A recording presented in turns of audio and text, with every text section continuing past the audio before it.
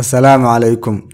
Saddex qudaar oo ifinaya maqaarka sare iyo wejiga waa mowduuca muuqaalkan.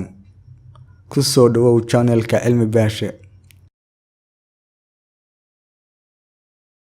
Kaaroodka wuxuu qani ku yahay oo dhex qooshan beta carotene iyo vitamin A oo ka hortaga in unugyada maqaarku dhintaan, waxayna yareeyaan muuqaalka da'da, wejigana way ifiyaan. Yaanyadu waxay ka ilaalisaa maqaarka gabowga iyo cilladaha ay fallaaraha qorraxdu u keento maqaarka. Waxaa yaanyada ku jirta antioxidant-ga lycopene oo aan muujin da'da rasmiga ah ee qofka.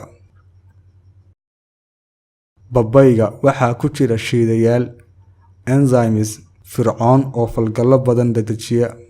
Sidoo kale waxaa ku jira vitamin A iyo C oo nadiifiya maqaarka kana saara finanka. Waxaa diirka babayga ku masaajeynaysaa wejiga, muddo yarna waad u daynaysaa, kadibna waad ka dhaqaysaa.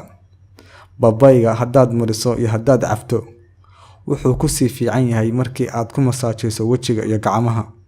Insha Allah natiijo wanaagsan waad helaysaa. Aad ayaad u mahadsantahay.